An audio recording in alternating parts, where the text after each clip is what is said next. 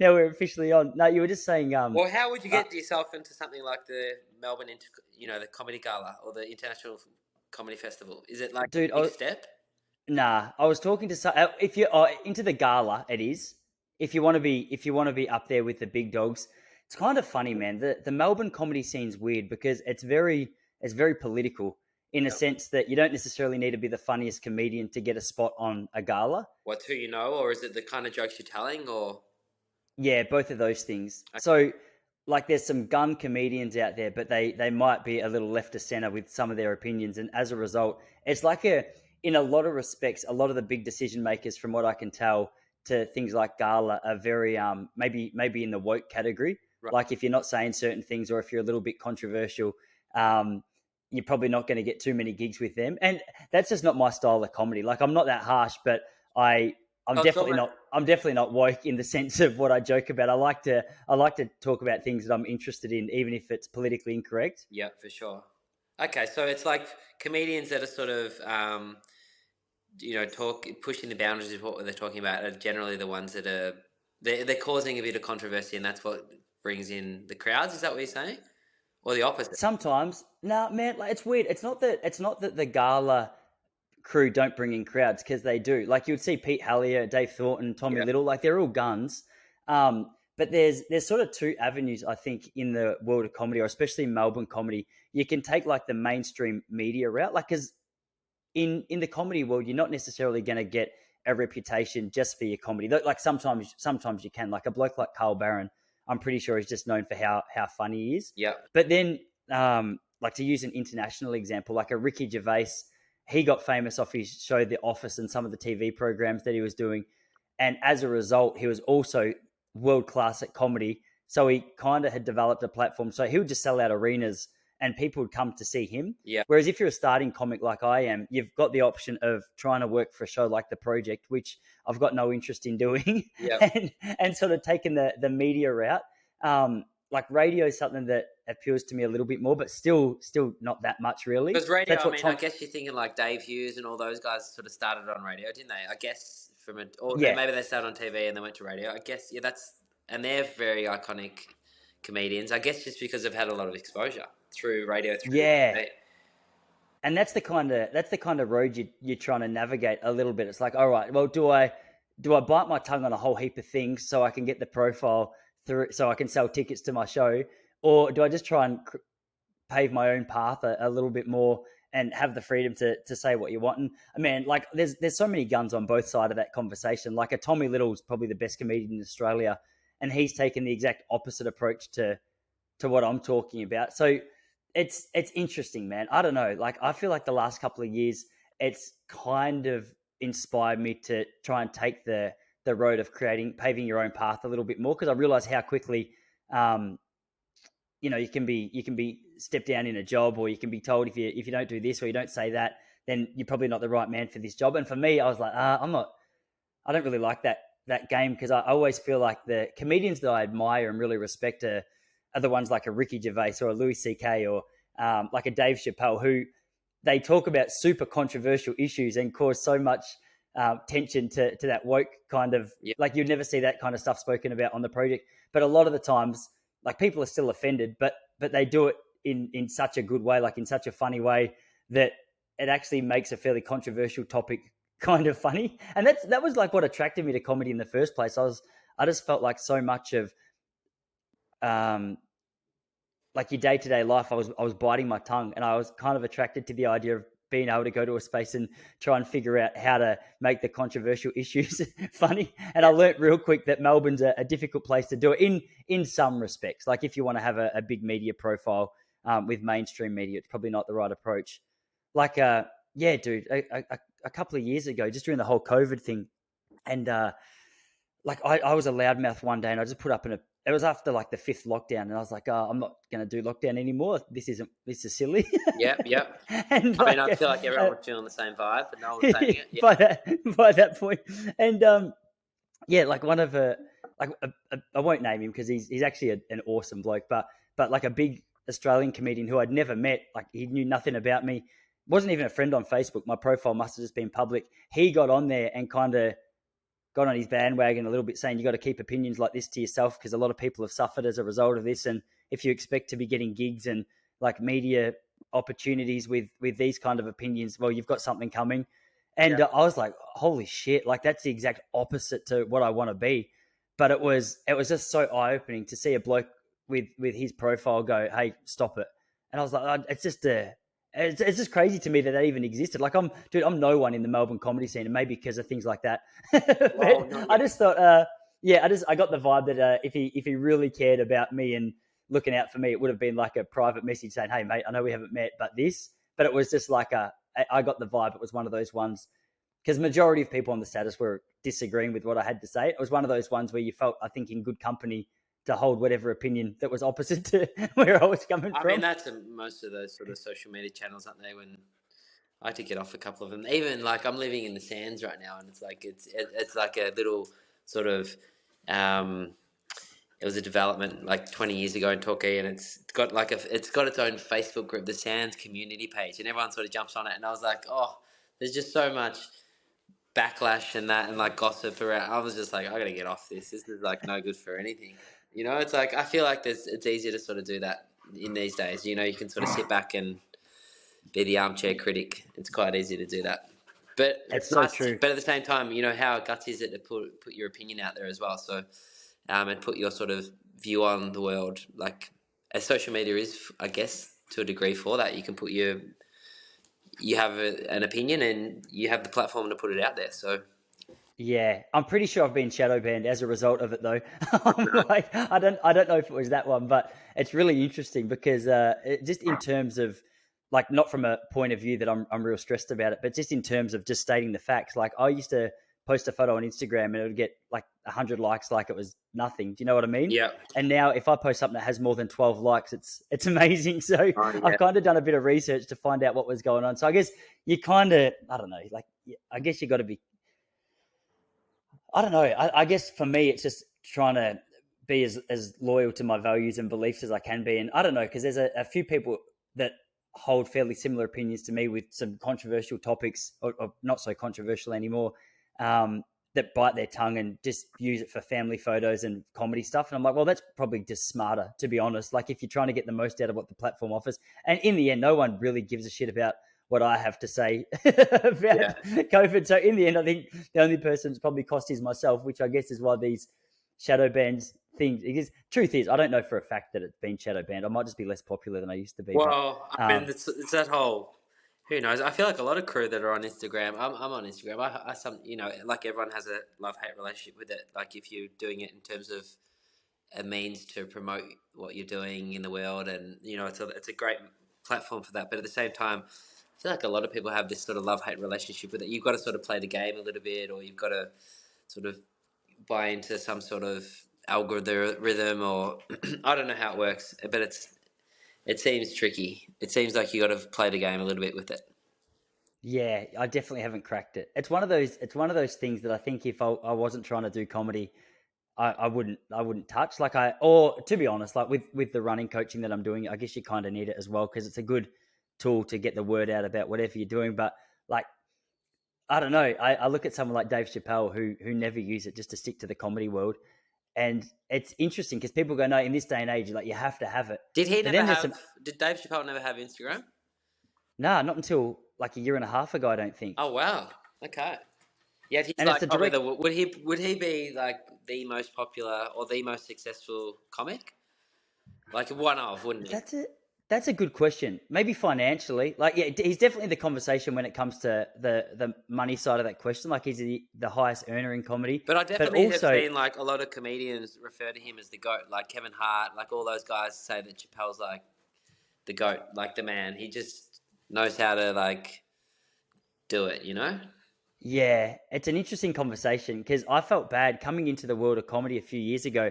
I was never a fan of his. Right. And then that's like coming into the running world and saying, yeah, I don't really like Al Garouge, or I don't really like Usain Bolt. It's like, who cares? Like, he doesn't matter what you think. He's he's amazing. But I guess with running, it's a bit more objective. But with comedy, it's a very subjective thing. So he's definitely like, I think he came to Melbourne, and I'm pretty sure he sold out 2 shows at Rod Laver Arena. So he's Yes. definitely considered, Yeah. or people definitely respect him. They're paying a lot of cash to go and see his shows. But yeah, it's weird, man. It's weird. He was never one that I really was that into. And now, since I got more in the comedy world and started listening to good comedians talk about why they like him, I think I respect just his ability to tell a story and stuff more than I find him funny. He's a Whereas like a storyteller, Ricky, isn't he? Like he definitely oh, tells an epic story.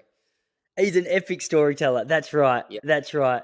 Whereas like a Ricky Gervais is just, I find him hilarious because I'm like, oh, it's just a breath of fresh air that you're talking about this stuff because you know how much backlash he's going to get. Yeah. But he's so funny when he does it. You're like, I know I shouldn't be laughing at this, but it's hilarious. I'm the same with like Carl Barron. I've always found him to be like Carl Barron or Arj Barker, like 2 just epic comedians. They don't really. I mean, they tell a story, but they're pretty just funny guys. I think they'll just be funny like that in real life.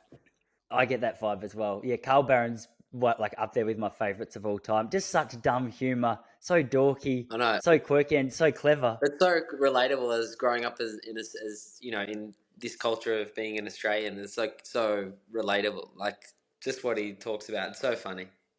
Yeah, man, no, it's good. It's good. Yeah, it's a weird scene, the comedy. So there's so many comedians out there as well. Like it's Is there? amazing just how many people do it well.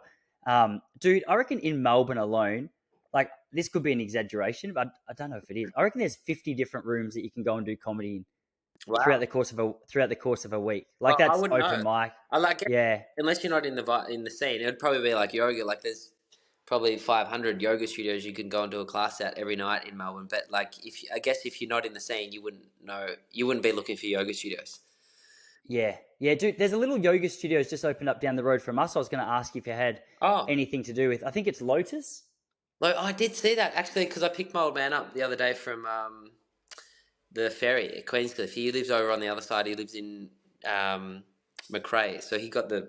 It's cheaper to get the ferry over, and rather than take the car, it's like 150 return on the car, which is, I mean, I guess obviously it's pretty expensive to run the ferry and put cars on, but if he parks his car on one side and then I pick him up, I just didn't know it was like a 45-minute drive. I was like, oh, it must be like 20 minutes over there. So I cruised over and I was like, oh, geez, an hour and a half in the car, and then I got to drop him back in the Arvo as well. I was like, gee whiz.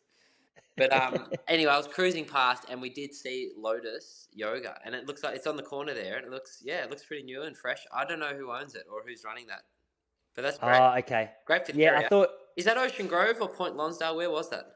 that's Point Lonsdale. Point Lonsdale. Yeah, that's right. Yeah, it's right on sort of the brink of the Queenscliff because I'm on Ballerine Highway. I'm about 400 meters from there, and I'm technically Queenscliff. And I think the other side of the roundabout that it's built on, that's where you hit Point Lonsdale. But dude, that place where it's built, like I don't know, when did you say you picked up your dad? It was last Thursday. This time last Thursday. So it was kind of. I noticed that it was it looked like it was on the back of a house, and to be honest, a lot of the studios, the studios down on the coast, there's a lot of home studios. Like even in Torquay, there would probably be like 7 or 8 home studios, where people just run the studio from their house, which obviously is cost effective. If they've got some space in their house, then they save on rent, which is one of the main sort of overheads as a studio owner. So I think hopefully they do well because there's not much down there. I guess there's some in Ocean Grove, but not much elsewhere. Yeah. Yeah, there's a couple in Ocean Grove. The place, it was like a bomb of a house for ages. It was just a house that was on sale forever. Oh, And I thought, oh, well, like, I thought this was a good part of town. But I was thinking, because it's kind of on the corner at a roundabout. So I was thinking for anyone who wants to buy it as a home, you're going to be in a potentially noisy part of town. But I don't know if they've done anything to help with that. Be interesting to see how they do go down here, man, because it's a super old population I did notice where that. we Like, are. I drove into Queenscliff, and I hadn't been there for a few years. And gee whiz, it's a stunning town. Like the kind of reminded me a little bit of Ballarat, but Ballarat like a coastal version of Ballarat, like old homes, very heritage Yeah. sort of feeling. Definitely lots of elderly population. It was cool though, super quiet, felt chill. Yeah, it's a real chill place. I actually like this part of town in the middle of summer because you get people from Melbourne come up or from all over. Like it's a cool little holiday destination, and I reckon the town livens up a little bit. Like there's a car show. Oh They've yeah, got a few events throughout the year that just makes it a cool town. That's Um, like Torquay used to be. Like I think Torquay used to be in summer. It was a good hub, but now I think so many more people live in Torquay. It's sort of got a bit more of a buzz even through the winter. yeah. So are you, dude? Did you say you're in Sands? Is that little town sort of tucked in behind the dunes? Yeah, it's kind of like yeah, it's on the way into Torquay and to the left, like down near White's Beach, or more like towards Point Impossible Beach. Like that's my closest surf break. It's like 7 minutes to Point Impossible.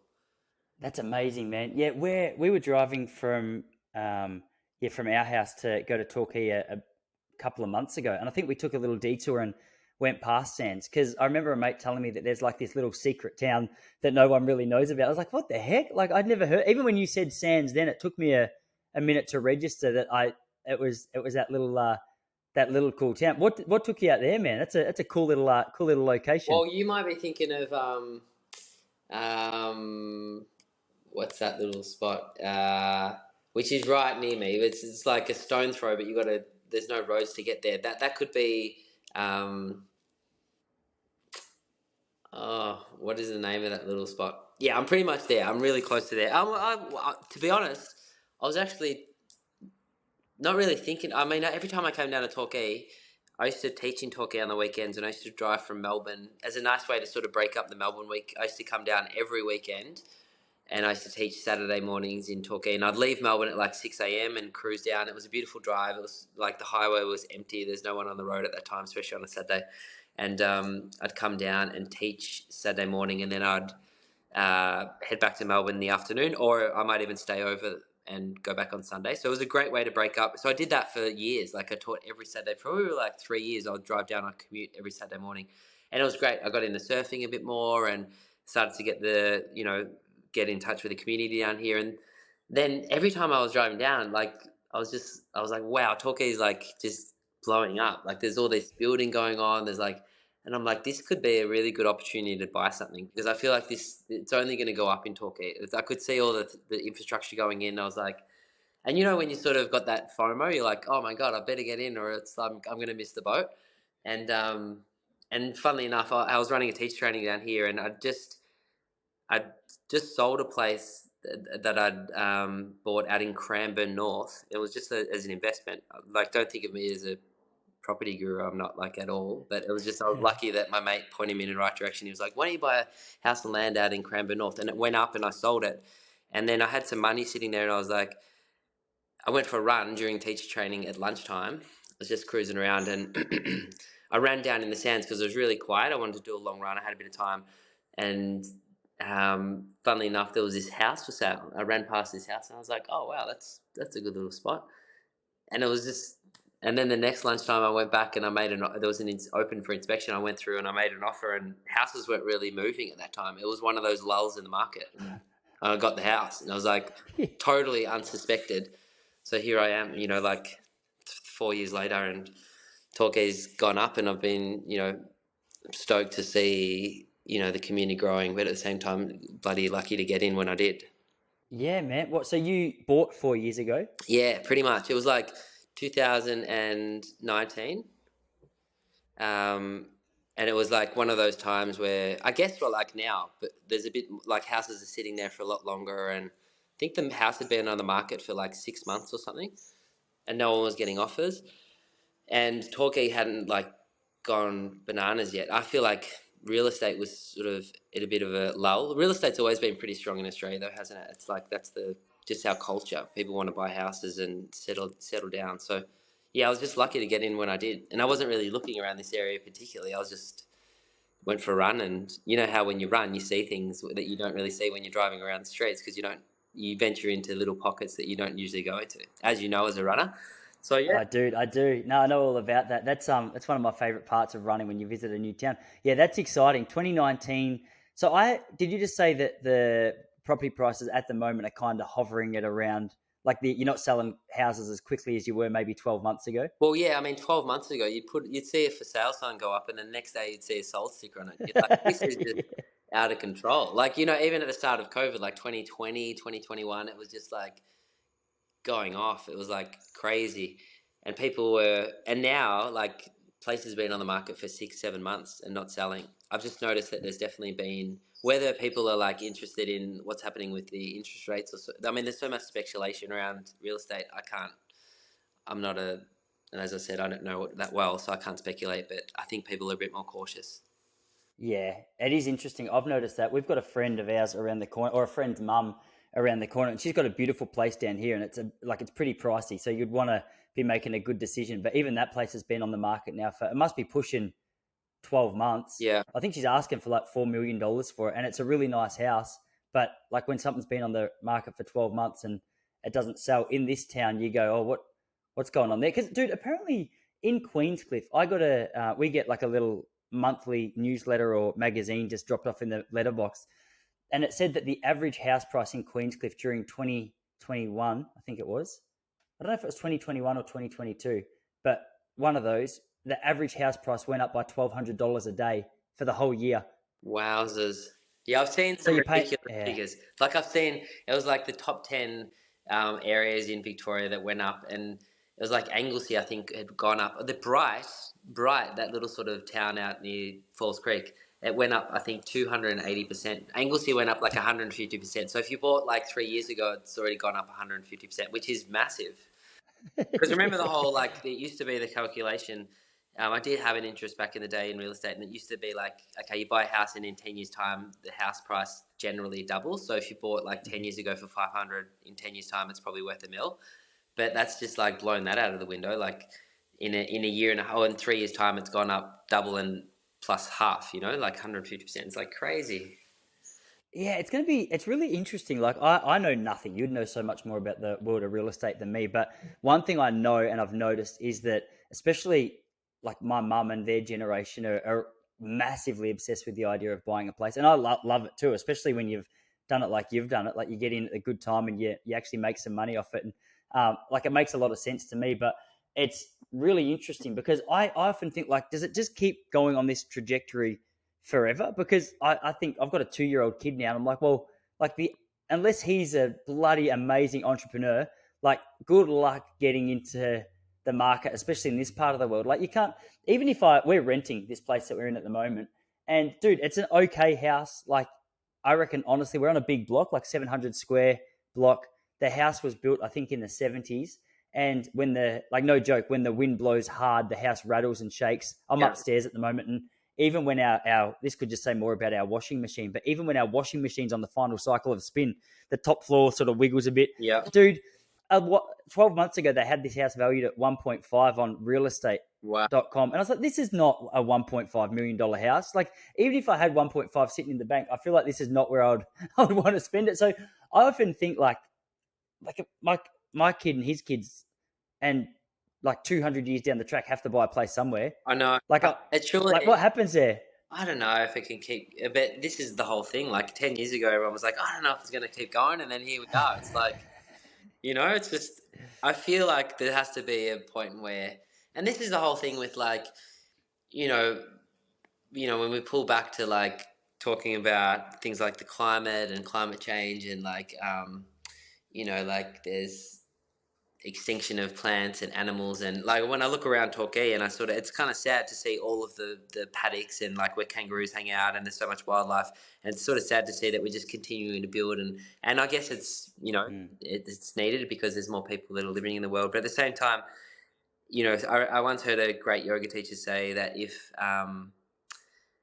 if we are,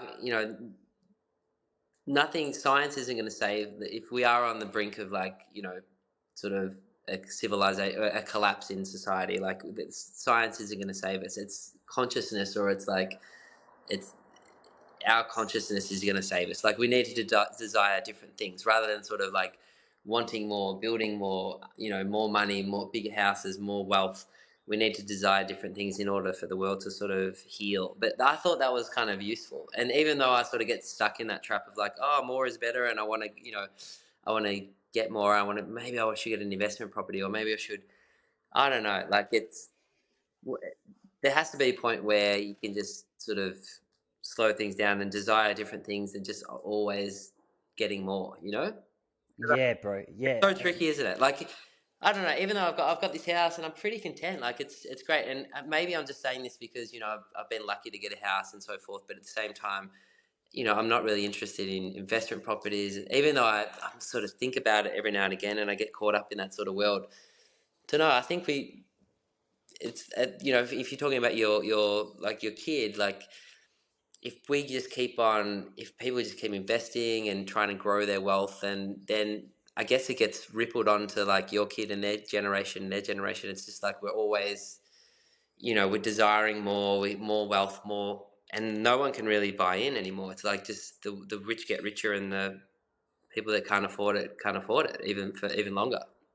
Yeah, and that's the thing I'm trying to decide because so many smart people have said, "Hey, Tice, make sure you buy a house." I'm like, okay, I'd really like to, and I'd really have liked to have done it a few years ago, ideally, if only we had a crystal ball or Yeah, the beauty of flying back in hindsight.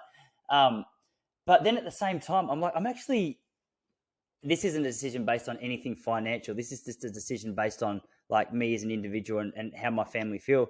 Like we're pretty happy, apart from the fact that the landlord could say, "Hey, actually, I want you guys to leave." Like that's the only form of sure. tension that you can feel if you think about it a little bit. And that's not to say that if we had money, we wouldn't, look at buying a decent place somewhere. Or, but our problem is now we're here. We really love it. So the idea of going back to any other suburb, we go, I don't. So now, if you Yeah, want to stay here, you need like 1.5 mil at minimum. I get. But it's interest. Yeah, sorry, go on. But I get it, yeah. But then what about this Australian dream of, yeah, let's buy a house and let's like, I guess it's good to, buy a house because at least you feel settled. But at the same time, if you did have to shift and move, unless, as long as you can move in the same area, you'll be right. But, you know, to have one house is great, but then to have like, a couple of my mates are like, build a portfolio, like get 10 or 15 houses. I'm like, oh, what are you gonna do with 10 or 15 houses? It's quite stressful. And then when you sell a property, from experience, like if let's say I sold a property, you pay a hell of a lot back in tax. So at the end of the day, over the course of however long it was, you pay half back to the government anyway. And it's like, not that that's bad, because I like paying, it's fine to pay taxes because, we, it's good to pay taxes. It means you're making money, but at the same time, there's a lot of stress and a lot of angst buying houses, wanting more FOMO. It's like, I don't know. I feel like we've sort of lost touch. I used to think that you know, if I look back, I lost touch of like just enjoying life rather than sort of always chasing after stuff. When you say, Do you know, yeah. Yeah, I totally know. I feel 100% the same, dude. I was actually like what the yoga teacher said. I was coincidentally this morning. I was reading through a particular psalm, just in the Psalm 49, and it was talking about that so many of us lose touch with exactly this. Like we lose touch with the idea of just living a life and get caught up with the constant chasing of wealth and riches, and saying that whether you're rich or poor, eventually you'll be dead. So it's like don't lose sight of that, because the truth is that you can build your 15 house portfolio, and that's sweet for you, and then it could be sweet for your kid, and then like it sounds a little bit morbid, but it's kind of a weight off your back as well when you think about it. It's like, all right, well, like in the context of the fact that in 80 years or whatever, you'll be dead and none of this is going to be yours anymore anyway. Like, why are you putting so much pressure on yourself to own it all? for And sure. it's weird, man, because I get caught up in whatever it is, like whether it's comedy or whether it's my running coaching or whether it's like just insert anything. Um, it's almost a game to me. It's not even necessarily the money that I need. It's more the chasing of it that's the fun part. And Yeah, it's like it's not that I actually need more numbers in my bank to be happy. It's just that that's maybe it's like running a PB. It's just the numbers changed a little bit, and it's I guess it represents something about yourself that other people might be interested in. But if that's all you've got as a foundation, and this is what I loved when I first met you doing a yoga class with you at Lululemon, is just your teaching during that course was like, oh, this guy, like he this makes a lot of sense to me. I left that class feeling not just nimble and flexible, but also like, that's a breath of fresh air. mm, And it's amazing how often you need to be reminded. Hey, I guess that's the beauty of being a yoga teacher. You got to tell everyone every day, and as a result, you get to hear it too. yeah. And then you hear from great people, and you sort of realize that actually, and that's what's been so great about like having a yoga studio down in Torquay is like building a community and fostering community. And when you talk about desiring different things, desiring like connection and community, and rather than like wealth and chasing fame and success, like because as you said, like at the end of the day, we're all going to hit the floor, and you can't take any of that stuff with you. But And you know, like if you're on your deathbed and you're having your last breath, what do you remember? The houses that you bought and the wealth in your bank, or do you remember your memories of going on holidays, spending time with your kids, like having times down the beach? I don't know. I think I'll remember those times rather than how much is in my bank account. To be For honest. sure, man. For sure. And it's so weird how much we all know that. Like you say that and everyone goes, yeah, yeah, of course. Oh no. And Yeah. then we wake up and we're like, okay, I've got to go to work because Yeah. I've got to buy all this new stuff. It's a constant balance. It's a weird balance to me because I know it mentally. And then every now and then, Jessie, my wife, she'll go like, what are you doing? You're so worked up today. Yeah. And I'm like, I'm not 100% sure. Sorry. And it's in those moments where I'm like, crap, I've lost touch with what I know to be true. What's important, and I think that's a good thing. It's like a remembering and a forgetting, and it's not like it's like, gee whiz, like I'm not on my game. It's just a remembering and a forgetting. Like we remember, like what's important, then we forget again. Like get out of my way, I need to get this, or like, I'm better than you, and then we remember again. It's actually it's all good, and then we forget again, and then we remember, and it's just like this constant dance of life. Yeah, and it's funny as well because there's so many. Like the one thing I was having a conversation with a bloke last night, actually down in Melbourne. We were speaking about what you and I started speaking about, and that is just in the world of comedy. Like the way that you can build an audience now is not like it was back in the '60s. Like in the '60s, you had one option that was either like you can be a great comedian, but the only way you're selling tickets is if you're going on some big talk show, I, and that was your ticket. Whereas now you can be on YouTube, you can do a podcast. Not only can you do those two things, but there's like 15 subcategories of what you can do within each of those platforms. And it's kind of overwhelming to know how many possibilities there are that might actually work to really commit to one. And I find this in the I guess you call it like the personal development space as well. You can listen to one bloke and he makes a lot of sense, and then you listen to some other chick and she makes a lot of sense, and then you insert like 35 different people and you're like, now I really want to apply all of these things, but it's hard just to apply one of them. So like even that constant reminding can be hard because you can just get overwhelmed by choice. It's like going to Coles and like you just go down for milk and they've got 25 choices. You're like, I yeah. don't know. For sure. There's so many platforms, like emails. Am I going to send newsletters? Am I going to send like TikTok? Am I going to get on like Instagram? How can I promote? And then at the same time, it's like, what are we striving? Like, what are we chasing? It's like, are we chasing fame or wealth or success? And then it sort of comes back to like, what's success anyway? Like, is it successful? Like, I've got this retreat coming up. It's a little meditation retreat with a mate that I teach with, Chris, and it hasn't been a real popular one. Like we've put it out there, it's been a bit of a flop. We haven't been great on, like every time I sort of went to open Instagram and put something up on, I'd scroll through my Instagram and everyone was selling something. Buy my retreat, buy my like package, buy my training, and I was like, I don't know if I can put something up on, and I don't want to sort of jump on that energy at the moment to buy. But so whether it was a flop on the marketing side, but at the same time, meditation, 5-day meditation retreat, not everyone's sort of into that. Take 5 days off work to go and sort of sit and meditate. You have to sort of, it's been a learning curve, but at the same time, what is success? We've got a little crew coming away to Byron tomorrow. We'll all sit and we'll have moments of noble silence, and we'll all be talking about meditation, and a couple of these people might go back and they might have their own home meditation practice after they walk away from retreat being with us for 5 days. They might really have a moment of like decompressing, after being busy with kids and so forth. So is it success if we just get purely numbers to things, or is it success that we can change that's what I've trying to remember, like rather than be like down on myself for, I didn't really sell this one that well, or why isn't this working? Actually it is working. I'm just like, I just have to look at what's in front of me rather than like compare myself to all those things. I don't know. I always feel like, what's the measurement of success? Is it the yoga teacher in their own garage that like have 6 students and those students are coming back week in, week out? Or is it the yoga teacher who is filling, the studio with 50 different people each week? They could be both the same measure of success. You know what I mean? Yeah, it's weird, isn't it? It's like there's different metrics under that title of being a yoga teacher that you can measure how successful you're being. And I feel the same with the running coaching sometimes. Like sometimes I'll be frustrated because it's like, I'm not selling as many programs as I should. But then exactly like you say, but you've got however many people that are signed up to one and actually saying, hey, it's improving my running. Yeah, It's weird, man. It's like, I guess it's under that same category as what we're just explaining with how many people there are that have great advice to follow. It's like, okay, well, this is all really good, but I guess it depends which one you zoom in and focus on, which dictates how well you feel. And what you just did then, where you were sort of just asking yourself the question about like, what is success? That's, I feel, my go-to a lot of the time. And I've tried to be more disciplined with it lately, because I felt like I got myself into a bit of a funk of just constantly being on the grind and going, all right, like, I want to see improvement. And then whenever I get like that, it's like, well, regardless of how much improvement you see, you're never going to be content, because once you reach that new landmark, it's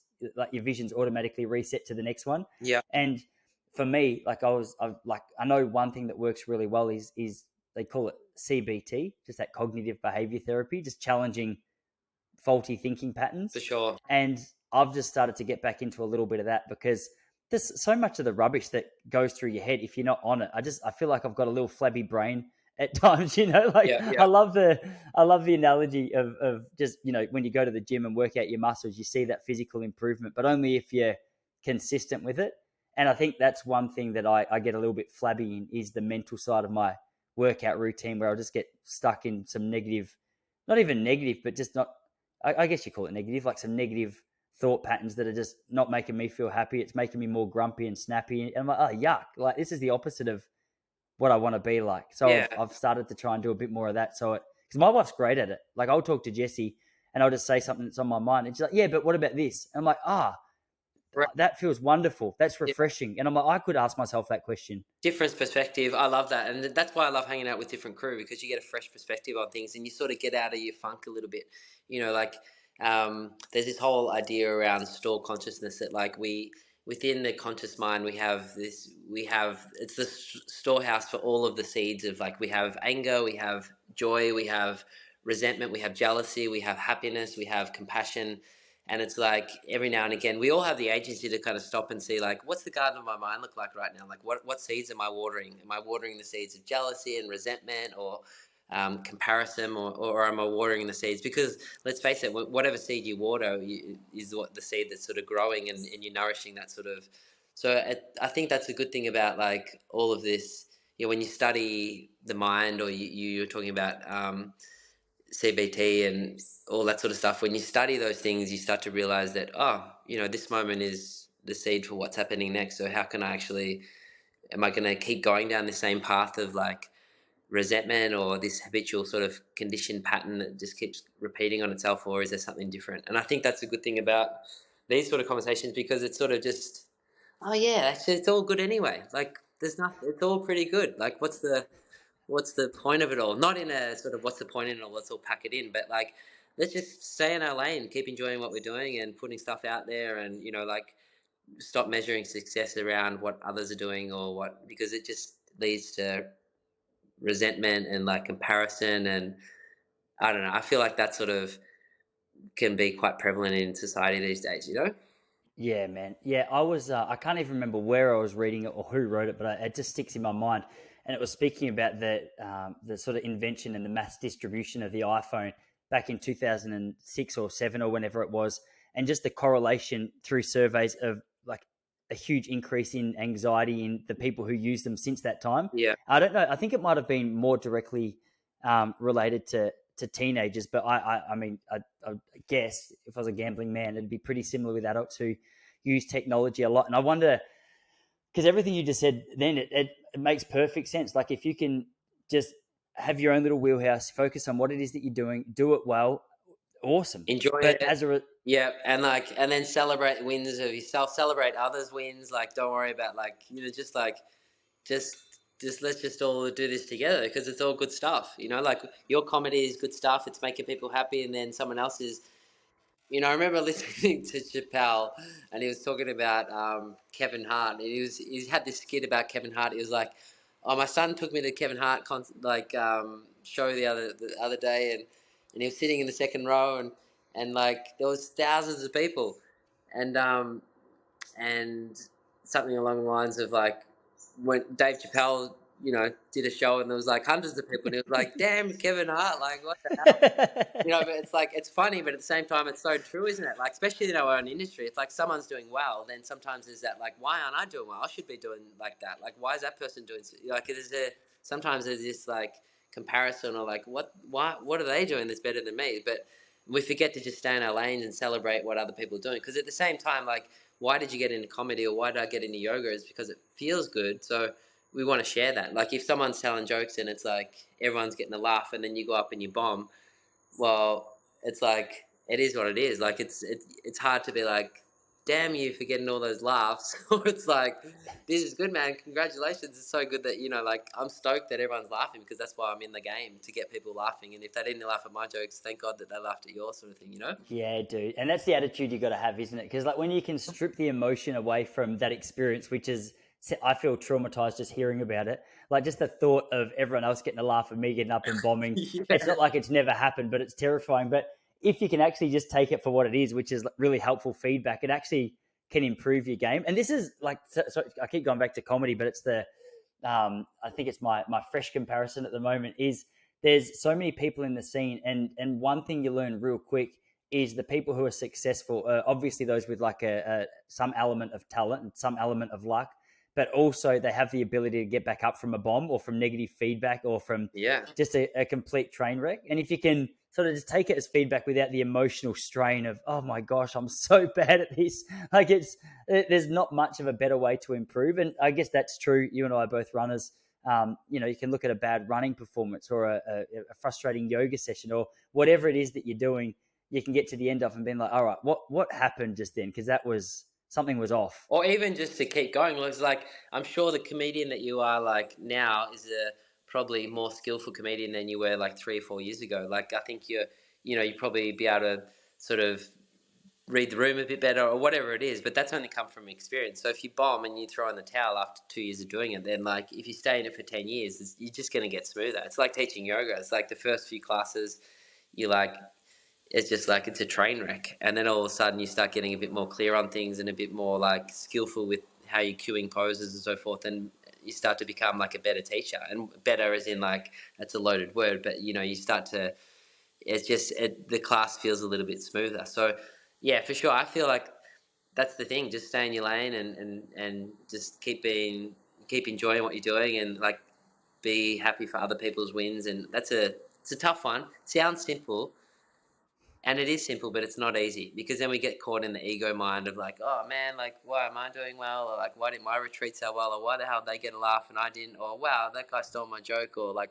whatever it is, like, Yeah. I'm sure there's different things in different industries. Or why did they get a pay rise and I didn't get a pay rise? Or why did they get the promotion? Like, whoever's listening out there, I'm sure it can show up in so many different ways. But it's like, just stay in your lane, and then in 10 years' time, you're going to be, like, imagine yourself in 10 years' time. Because we think the short game sometimes, but we forget the long game. It's like running, Remember, like, just stay consistent, don't get injured, build up lots of miles, and then all of a sudden you're a much better runner. It's amazing, and that's so fresh. I'm training for. I say I'm training for it. I am from a distance. Essentially, I'm training for the Melbourne Marathon this year. So I'm just doing 4 days a week of running at the moment. And the reason I'm doing that is because for the last 2 years, I might have gone out for just a couple of jogs. Yep. And it was, I'd just do a little bit here and there. So I'm going out there and trying to reestablish that consistency back in the training. And it's amazing how much, and to be fair, like my body's adjusted pretty quickly and relatively well, apart from like a couple of little calf strains that I've been trying to navigate my way through. But just to get back into that consistent routine of it, it sort of serves as a reminder of how much that progress can kick in when you can stay true to it. Because back in the day, like I was running times that I look at now and I'm like, oh my gosh, like that was some fast running. Yeah. In my I'll go out in some of my sessions now and put in the same effort level and be like, I would have got my ass kicked by the old me. And Yeah. I'd say it genuinely doesn't bother me that much, but it's just to sort of magnify your point of the benefit of consistency and just staying with something, because yeah, it really does just add up. But with all of that said, I'm trying to develop just that 4 days a week to get my body, my mind into the running sort of routine. And then if I can maintain that and stay strong, stay fit until like June, I'll probably do like a 16-week build up to the Melbourne Marathon and try and have a really good crack. Because speaking of ego, the 2018 was the first and my last marathon that I've done, and yeah, I walked away just getting whacked by that. I don't know if I told Was you, it but Melbourne Marathon? yeah, What would you? So did you finish? I finished. Yeah, just Did you blow up? because my problem was, dude, like I had a really unstructured training routine, and as much as I knew how much you need to respect a distance like the marathon, I did one run of 30K, and the rest were about like 24 around about. Yep. And I got out there, and I'd been doing heaps of sort of speed work, and I went through the first half in like an hour 19. I was like, running is the easiest Damn, thing in the that's world. pretty quick. You're on time for something slick. Yeah, but dude, I went into the race thinking I'll just try and break 3. Yep. And then I got caught up in the moment, and I was just having fun. I was like, running is simple. This is easy as. Yep. And honestly, at 21K, I was like, I reckon I'm going to run 2:35. This is so easy. And I'm not kidding. I hit 24K, and I was like, The wheels came off.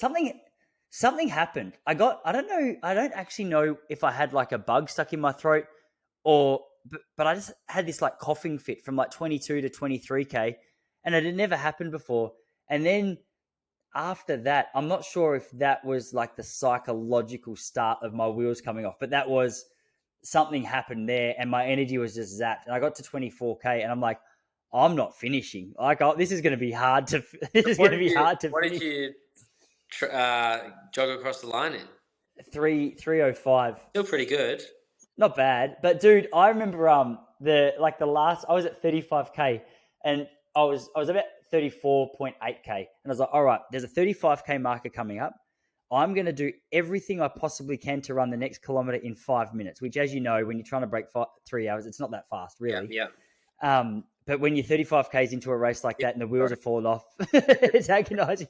And so I got myself all mentally ready. I had 200 meters to do it, 50 meters to go. All right, here we go. I pressed the lap button on my watch, dude. I got 50 meters into 5-minute pace. I was like, yeah, I can't. Like I was doing everything correct. And mentally I was ready to push it, but my legs were like, yeah, you're kidding yourself, mate. Oh, so that's good. Well, it's good that you're going to go up and have another crack. What's that, 3-4 years ago, I guess? 4 years ago. Dude, it would be 5 years. But yeah, by the time I'm lining up in Melbourne, which is so crazy to say because it's just feels like yesterday, really, in a lot of regards. But I'm going back into it with a lot more respect and a lot more preparation because it was my dad. My dad was standing at the 21K mark, and he's like, I remember him saying, "Type, mate, you look awesome." And I said to him, I was like, I feel great.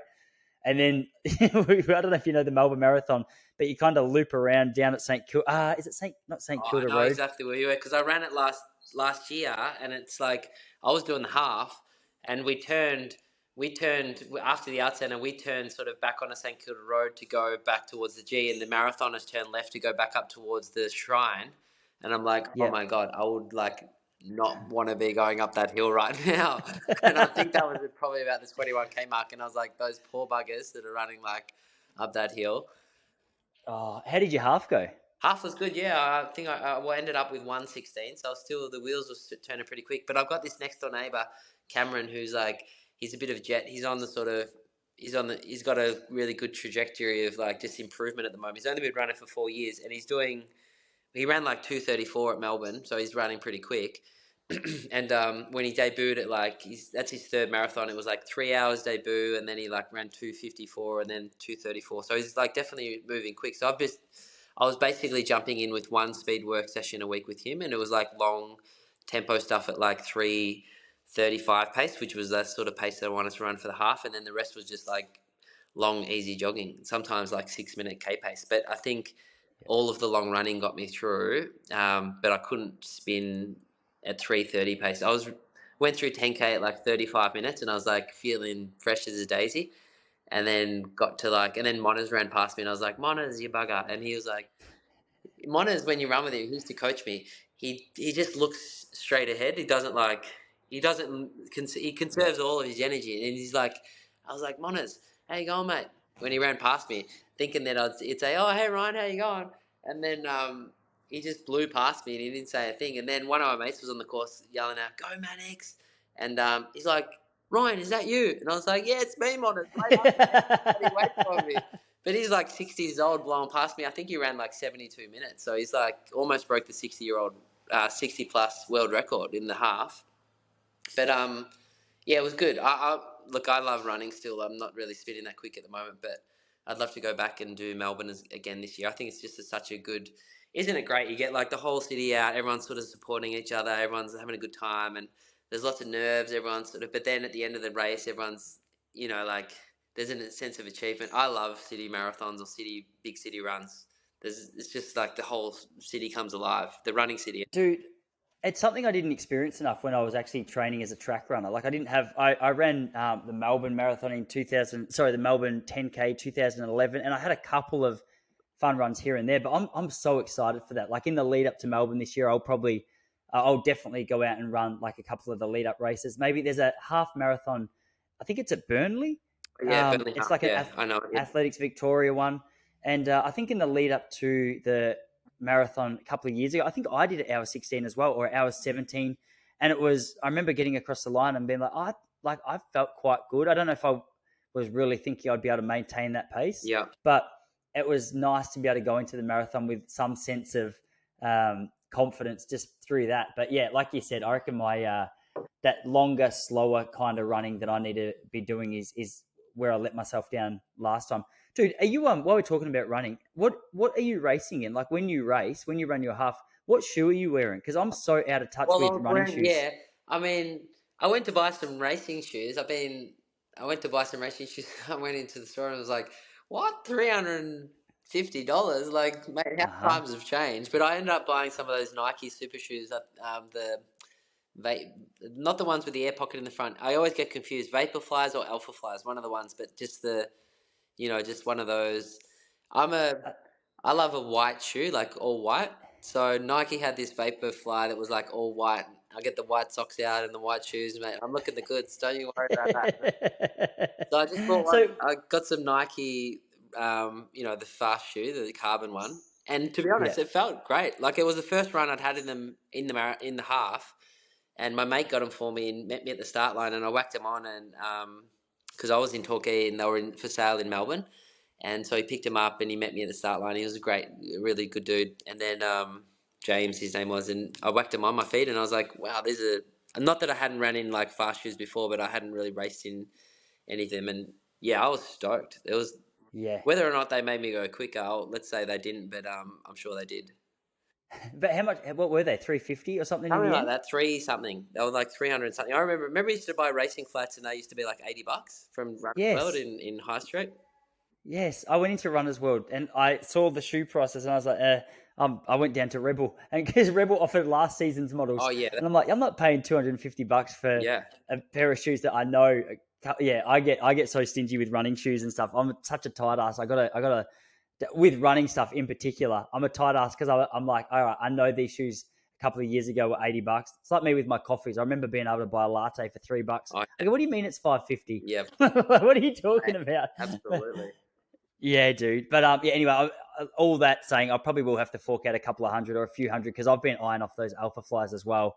And when you see like a Kipchoge style bloke running around I think he might wear the Vapor Flies. And I saw, because I Googled the other day, just what shoes does Kipchoge run the marathons in. Yeah. And then I saw like a $450 price tag. I was like, all right, I'm a hobby runner. I don't know that I mean, some of the reviews I've seen on some of the bigger stacks, like the ones that are sort of banned now, they're like, once you get the shoe, it's like a disc wheel with a cycling bike. Once you get the disc wheel up over 40 Ks, they just keep rolling. And I heard this one guy talk about this one particular shoe, and it had this illegal stack height. And he said, once you got your wheels spinning at like 3-minute 30 pace, you just kept going. And I was like, how is that even possible? Like your legs, you have to still move your legs. And I'm like, I don't know. I'm still a bit sus, but at the same time, I do whatever the shoe is, as long as it's white, good. Yeah, you like the white. That's so funny, man. That's one thing I'm gonna have to lift my game in this year is rocking up, because I think I had Kmart clothes on a couple of years ago because I was like, you know what, whatever I had in my drawers, I just chucked it on. But I remember standing there going like, I feel like a bit of a bum. Like it'd be nice to have a good kit on. So I reckon I'm just gonna. Yeah, it's so interesting how you like what you're saying is like. Notice the running culture in Melbourne, at least, it's popping off at the moment. I find like there's so many great run groups out there. You're getting like 100 people to a Saturday morning down at Run South Yarra. You've got AM, PM. You've got like Hunter. there's like hundreds of people showing up to all of these running events around Melbourne, and like the running industry, like, you know, obviously you got big brands like Lululemon, and you've got like Satisfy, and all of it. It's very much there's so much culture and fashion around running now. Like people are rocking up with these outrageous kits, and like, um, it's kind of cool for running. I feel like there's a real buzz around recreational running, and people are taking it into, you know, like beating their own PBs and stuff. But I've loved seeing the resurgence of running in the last like 2 or 3 years. Yeah, dude, there really is that. I've noticed that. I was speaking to, I don't know if you know Izzy Bat Doyle. She Yeah, just is ran it? the Yeah, world. Yeah, absolutely. excuse me.